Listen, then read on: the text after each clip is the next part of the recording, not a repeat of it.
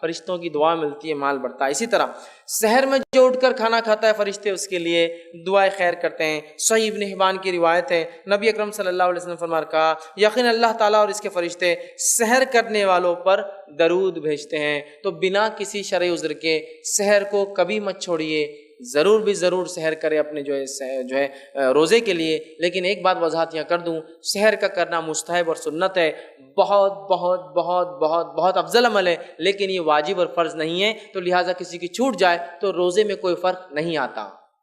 ورنہ ہوگا آپ سحر نہیں کر سمجھیں گے اب تو فرشتوں کی بددعا بھی ملیں گی، نہیں کیا بلکہ اور فلاں نہیں، سحر میں فرق نہیں پڑتا، لیکن کرنے والے کے لیے بہت خیر ہے، حتیٰ کہ اللہ اور اس کے فرشتے دعائیں دیتے ہیں اس شخص کے لیے جو سحر تناول کرتا ہے، سحر کو کھاتا ہے۔ اسی طرح وہ